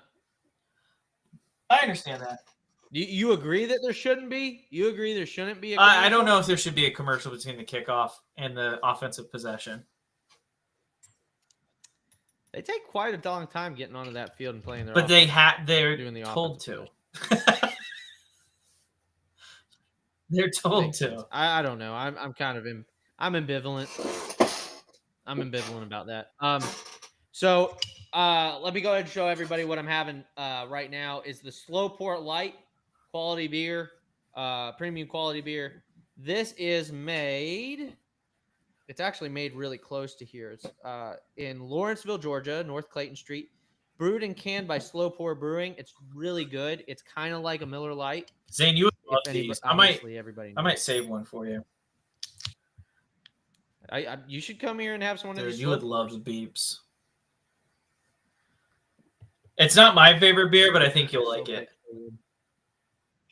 That Slow Pour is so freaking good. Anyway, ready? So, on to the next. You got to make your bags. Yeah. We all know that. You got to make the bags. Me and Zach are all in agreement. We're all in agreement here. Commercial load continued. They took 7, quote, playing through breaks Muted broadcast on the left, commercials on the right. I know these are controversial. Some people like them because they get to still see golf. Some people hate them, right? Because the thing is so small, they can't see anything. Total quote-unquote playing through time was 17 minutes, 42 seconds. Add that to official commercial break time. That's 57 minutes. So now you're getting into the point where, okay, you're taking up a lot of my time. You're taking up 25% about a quarter of the broadcast is devoted to commercials. That's a lot. That's a lot, but I would venture to guess it's relatively the same in other sports. For like the Masters? Huh?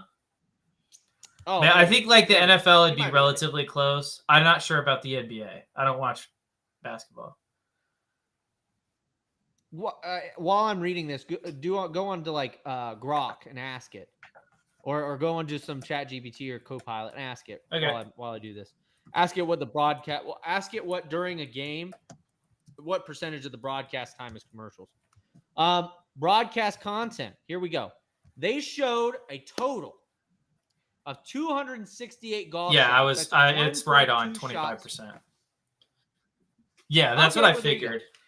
They showed 26 golf shots, 268 golf shots. That's 1.2 shots per minute. Breakdown of the type of shots they showed: 41% putts, 24% approaches, 22% tee shots, and 13% short game. They showed shots from 25 different players in a 155-player field. This is only 16% of the player field. And that wouldn't be a problem if they're showing the best players. But listen, 9 players were featured more than 10 different times. That's Hideki. He was featured 41 times. Pavon, that's 33. Ludwig, 29. Homa, 27. Keegan, 19. Finau, 16. Sahith, 16. Zach Johnson, 15. And Jackson Kavun, 10. Okay? Amount of times of players in the top 5 on the leaderboard after day 1 were shown. Not noted above. These are people that were shown that were on, this is the amount of times that they were shown on day 1 or after day 1 on the top 5 that are in the top 5 on the leaderboard after day 1 that were shown, not noted in the above. Danny Walker, he was shown 5 times. He's tied for second place. Hayden Springer, 0, tied for second place. My boy. Griffin. They're not showing your boy. They showed 1 shot, and he's T4. Aldrich Potgeier, again, big name. Coming up, big young name. Tie 4, no show. Zach Blair, T4, 0. Zach Blair is another one of those guys that just kind of hangs around. That is no. I'm just saying he's a lot like Lanto Griffin in that he's like he's one of the mules. Okay. Regardless of star power, this is diabolical. You have to show the guys playing well. You always talk about, we always have this discussion on the podcast during majors and during not majors. We always talk about, should they make the course harder? Should they make it harder to score birdies? It doesn't matter when you're showing the people that are in 55th place. It doesn't matter if you're showing the guy that's missing it, that misses the cut by 5 shots. It doesn't matter anymore. It doesn't matter anymore. Well, I think that's why, the Masters coverage is so good, is because you can watch who you want to watch, basically. Oh, I love my group, my broadcast, my group. You can put together a list of guys, and you'll see every shot from them. And it's back to back to back to back. I'm telling you, Wednesday, I download it. Wednesday of the Masters, I download it. I star all the players I want to watch, and I just play it. I just let that thing roll. How the PGA Tour, because they have cameras on every hole. How they don't do that is crazy. Yes. Oh, we're about to see. It gets worse, Zach. It gets worse. Broadcast content continued. There were 11 minutes and 20 seconds of player interviews. 5 minutes and 39 seconds of those were walk and talk interviews. This is another controversial thing they're doing in the DP World Tour, in the PGA Tour, where they're actually walking. They did this in the Masters. Yeah, for that no was terrible. Reason. I hated it. I want them focused. I want them focused on winning the tournament. Notice how when me. Tiger was walking down when he wins the Masters, notice how there wasn't a freaking audio pack strapped to his belt. Yeah. I'm just saying. I hate it. The rest, I wonder if they can opt out. They probably can opt out, or they're made to do it. Well, although I don't know if they can. They might not be able to. They might not be able to. They might, because they have contracts with the PGA Tour. And we know how the PGA Tour is with media contracts. Like, we own you, buddy. You do what we tell you to do. That's right. You do. We say jump. Yeah. You say how high. You say on who.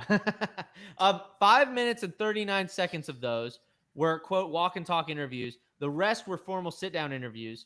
Zach Johnson's interview lasted 4 minutes and 11 seconds. I thought this man was dead. I thought we killed him whenever we said... Oh, did you see his caddy had another crash out because someone said he was terrible for the Ryder Cup? Yeah, I did. By the way, Zach Johnson finished T48 this week. 6 over par last day.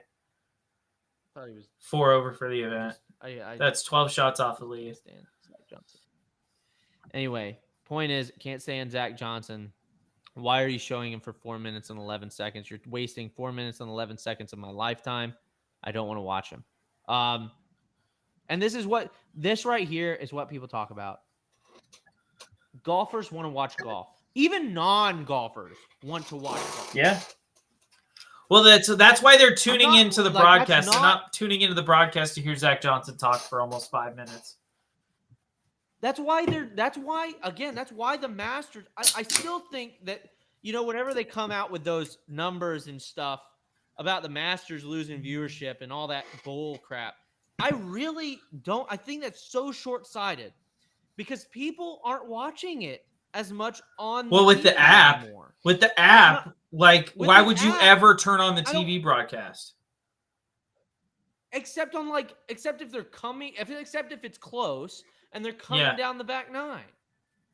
That's the only time I turn it on.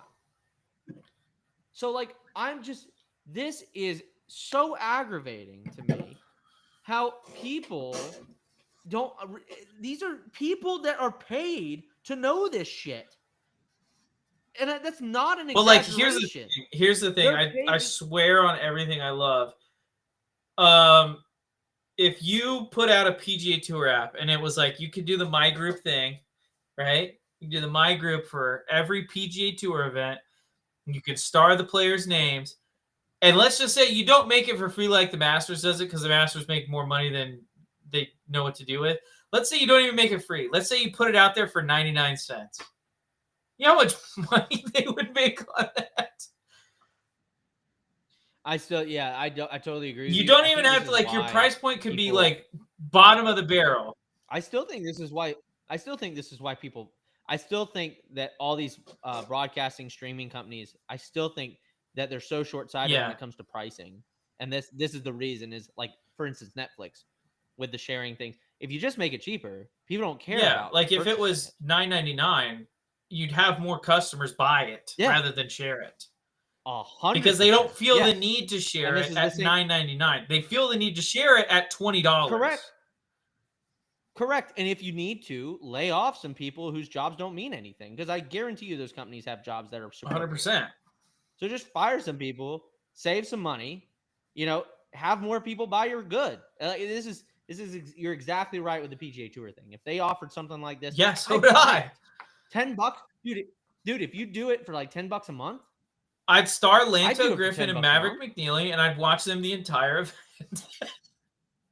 Well, and you know what I do? I do My Group, and then what I would do is watch them every single shot. And on top of that, I would get back into betting on. I would probably too. I would get back. So it's probably best they don't do that. Actually, never mind PGA Tour. Don't do that, please. I would get back into betting on tournaments if that were the case. Anyway, we continue. So, the broadcast window was able to catch shots from every player in the field. So this means that, again, they were able to catch shots if they wanted to from every player. Mac Meisner was shown twice. He was the first tee time. And Jackson Covoon was shown 10 times. He was the last tee time. In theory, this means all 155 players were available for screen time. So what he's saying is even though the broadcast was obviously broadcast starts later than the first tee time, right? They're not going to show it whenever there's nobody out on the course. They were able to catch all of these guys. Yep. Every single one of them. The broadcast had 6 minutes, 27 seconds worth of what was deemed flyover content. This is B-roll. For those of you not familiar with TV production, B-roll is just a shot of the ocean or a shot of the desert or a shot of the mountains or the shot of the course while you show the leaderboard and whatever. They had 6 minutes and 27 seconds worth of this, meaning cameras, drones flying over the course. I think that makes sense. On some occasions, visual content. That's fine. They showed players preparing, but it just adds on to it. This is just all adding on to the problem. They showed players preparing, setting up for shots of 5 minutes and 3 seconds. Here, the time was only counted for if they showed the player, but did not show them play their shot before they moved on to something else. So that's not counting if they showed the shot. Or sorry, if they didn't show the shot. Typically, they would return later to show the shot. Yeah. They played 2 minutes of what quote unquote replays. These are shots that are already previously shown, like shot of the day. There are eight instances of this, including 3 times of Max Homa's shot near the end, which was on the edge of the water. Most and least shot shown between official commercial broadcast. Most was 40. So that was between the breaks, about a 1 hour 20 minute mark and the 100, about a 30-minute window. About a 30-minute window, and included 2 playing through segments. So that included 2 playing through segments. So they showed commercials while they were still showing. Oh my god, that second and dude. They had 3, and that was between breaks at the 3 shots in 8 minutes, mark, dude, and 2 hours 25-minute mark. That's Zach. How long does it take to hit a golf shot, even for slow play? Slow play? It's like typically for slow play. Well, in my opinion, never mind. We don't have to get into that. Not that long. Yes. There were 5 occasions where they showed less than 10 shots between official commercial breaks. Around 30-minute mark, they came back from a commercial break and showed 2 shots before the playing through commercial segment started. 4 minutes of players standing around, other quick hitters. 4 minutes of players standing around or walking was not pre or post golf shot. Includes 20 seconds of Ludwig walking the fairway during the playing through segment. So they didn't even show any shots during the playing through segment, which was showing commercials. Because the broadcast is muted. Literally the only thing interesting to watch would be a golf shot. Or a putt. 4 minutes of round highlights. There's again 4 minutes of round highlights, including 2 of Ludwig. 2 minutes worth of leaderboards only on the screen. Funniest note, I also noted 7 seconds of showing airplanes in the air. That's funny. Note, I recorded start times based off the camera. Camera first pans to something and stops when it moves to something else. Many quote-unquote shots were well over a minute long, but because they include the setup, the ball flight, and the players' reactions to them, many were also in the range of 15 to 30 seconds. Let me know what y'all think. Are these things reasonable, acceptable? I believe many of these things align with some viewers' frustrations and maybe some key points that can and should be improved upon. Zach, what do you think? I think, what was the big one in there? I mean, you can say it right off the The bat. big one was like the big thing. Listen, it's a golf broadcast. It's not even It's commercials. not commercials. It's not even commercials. The thing is, this is a golf broadcast. People are tuning into this broadcast. The people that want to tune in to watch golf. You're wasting a significant portion of your time on not golf. And not only are you wasting a significant portion of your time on not golf, you're wasting a significant portion of your time on watching either not golf or bad golf being played. Because you're not showing the leaders. Bingo. And that's probably the biggest thing for me. So I want to give an example. I'm going to go back to disc golf for this example. Okay, so a couple years ago. I know where this is going, by the way. So a couple years ago,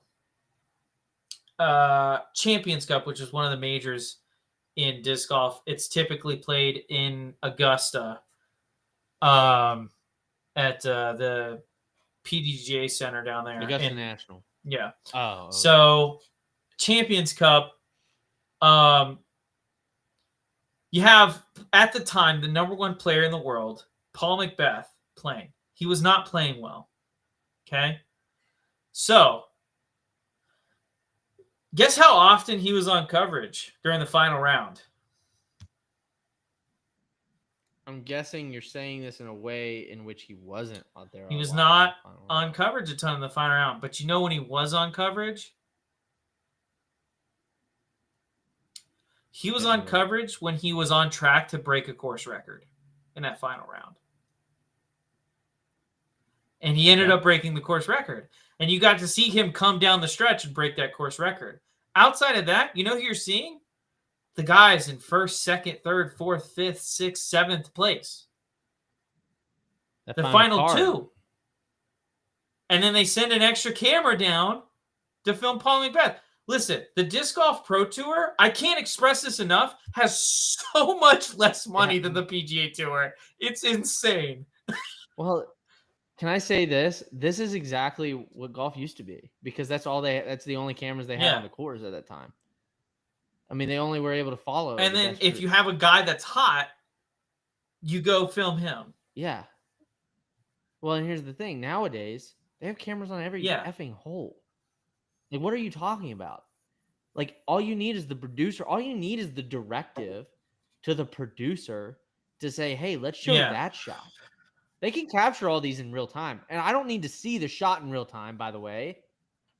I don't need to see the shot in real time. It's the Thursday. You know how you can tell they film every shot?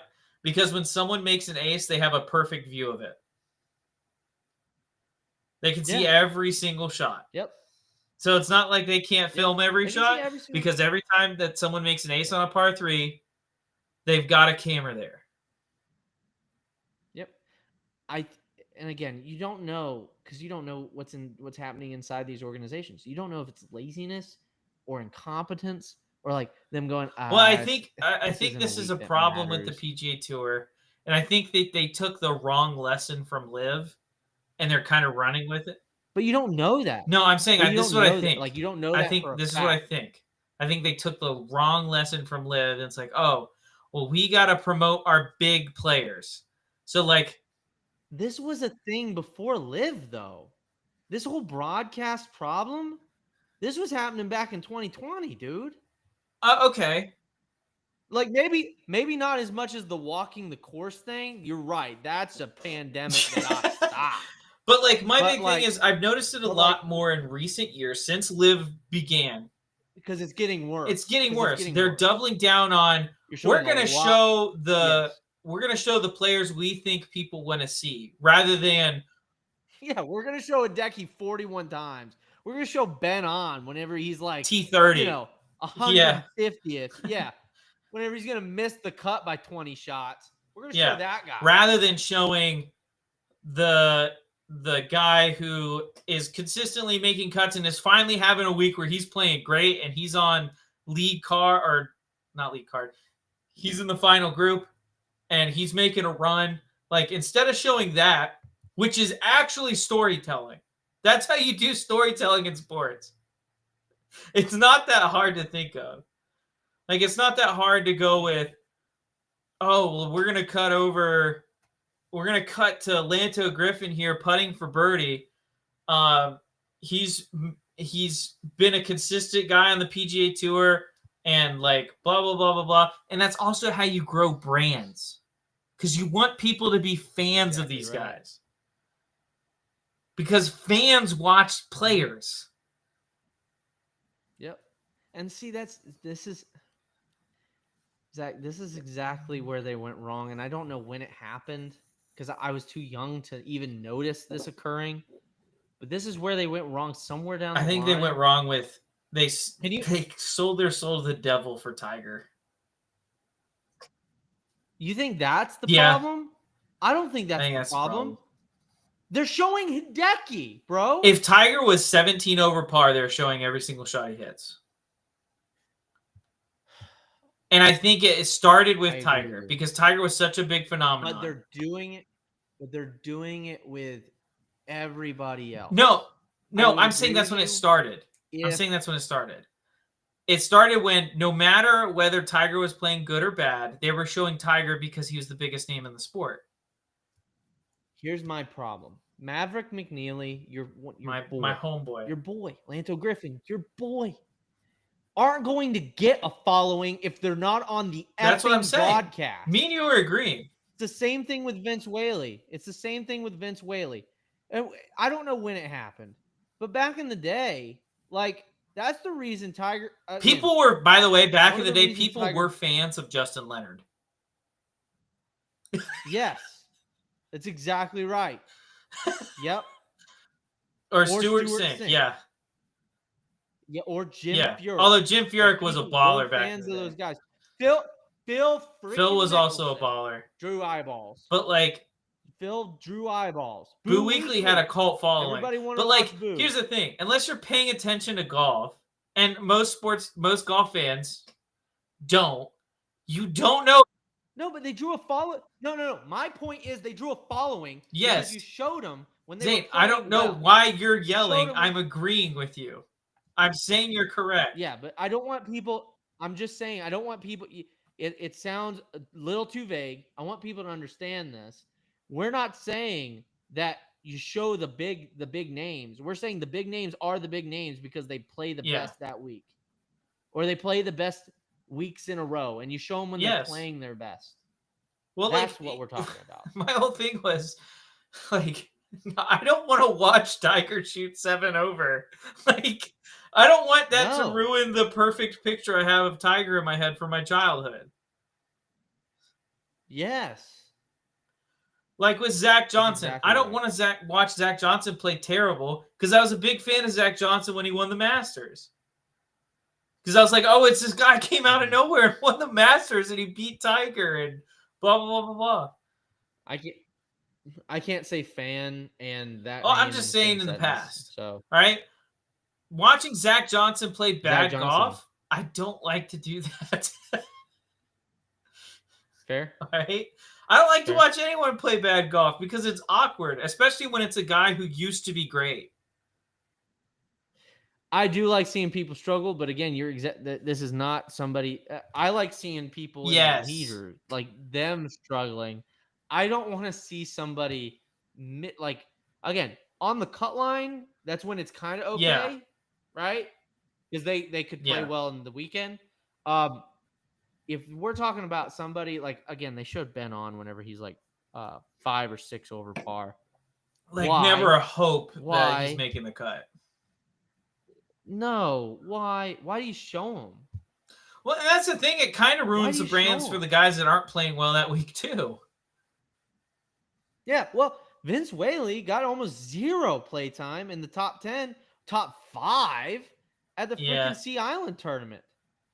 Just about a month ago, 2 months ago. I mean, that is criminal. Yeah, that's criminal. You showed 2 shots, and they were on the last hole of the tournament on Sunday, and he was leading the event going into Sunday. That's pretty It's bad. criminal. That's criminal. That's PGA pretty Tour. terrible. And I don't. Here's my whole point was, I don't care when they started doing it. My whole point was, I don't know if it's incompetence or laziness. I think it's incompetence. Because we know,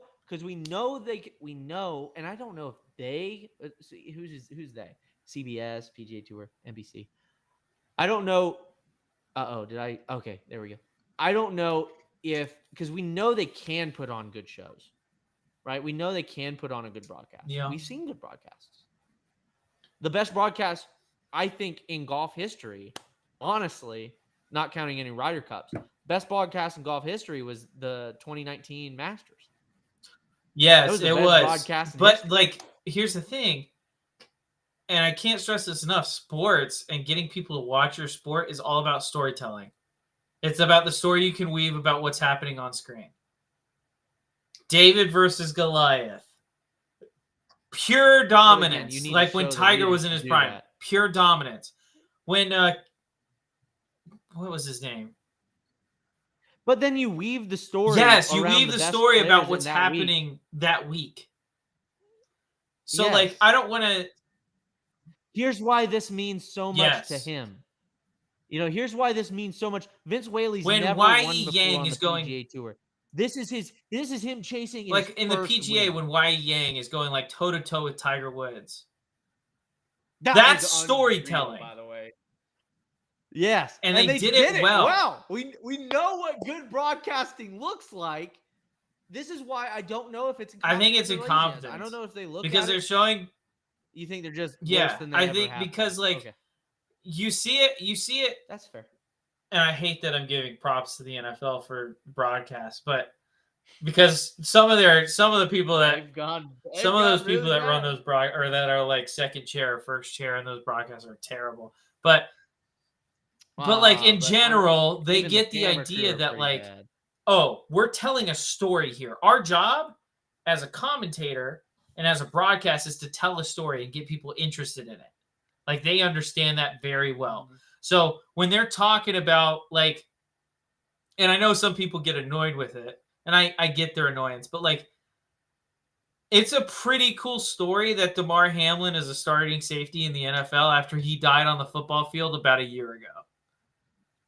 Pretty cool. And so when he makes a play or he makes a big hit, they're going to bring that up. They're going to talk about Damar Hamlin, who's probably not a top 20 safety in the league, but because he's a starting safety, he's going to get talked about because that's a story. Sure. When like they do their research on the players so that they know that so that they do have something to say when that player does something. I've also seen some wild examples of this, but we don't have to get it.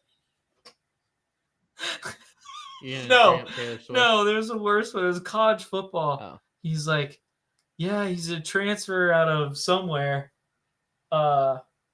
He's a fifth-year transfer out of somewhere. And he had a ton of offers. Everybody wanted him. Back when he was a kid, nobody wanted him as a foster child. It's like, whoa, dude. You can't say that. That's so messed up. That was insane. That's someone who's like, he has an idea in his head and he's just like, his mouth looks. You remember the one where the kid's dad committed suicide and he's like, not even his dad or something like that? And it's like, holy shit. Because his dad shot himself in the mouth or something like that, or in the head. He's like, it was a better shot than his dad could take or something like that. And Zane, that was a meme you saw. No, that's a real thing. That's not real. I've seen that, but that's not real. That's not real. I know exactly what you're talking about. I'll find it. And he shoots it just like his dad. That was real, dude.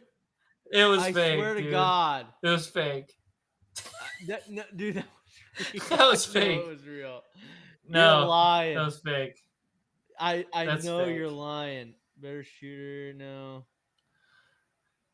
What they need to start doing is every time Mahomes scores a touchdown, they need to be like, That's a great drive by Mahomes. Not like his dad. He's not allowed to drive anymore. That'd be kind of funny. That would be hilarious. There's no way that would ever happen on an NFL broadcast.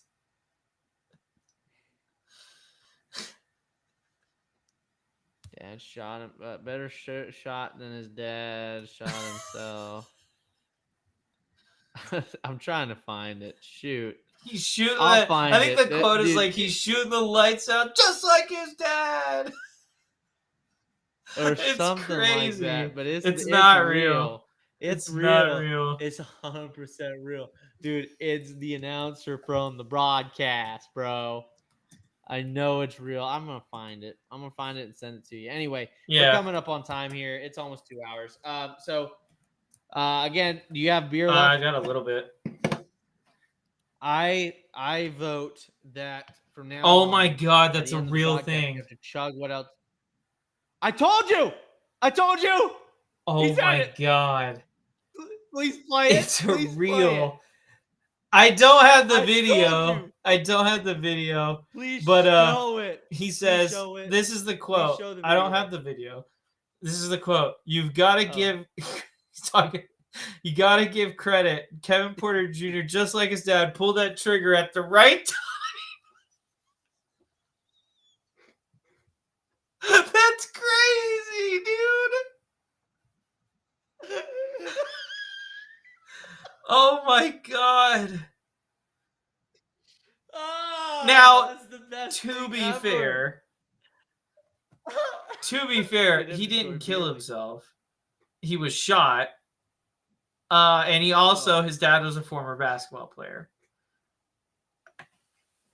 So I think that's what he was talking So about. he didn't realize what he was saying. He didn't realize what Wait, he was hold on. saying. I'm going to watch a quick video here just to see if I can. Please play it. Come on. Play it on the pod. Play it for the pod. We're commentary. This is commentary. This counts. This is This is fair TikTok? Is use. this allowed?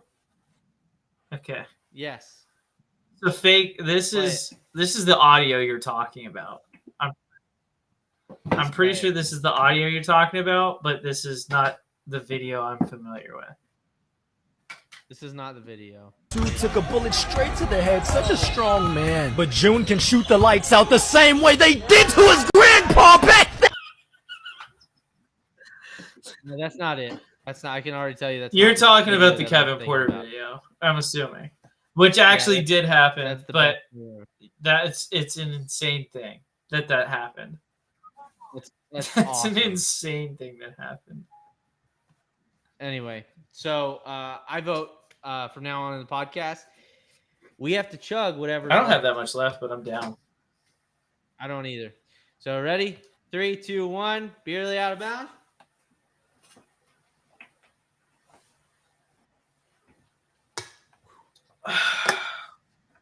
Some hair on that chest. Thank you guys so much. Please, if you like our content, please like, subscribe, share this with your friends, family, even your loved ones, because they deserve to be barely out of bounds too.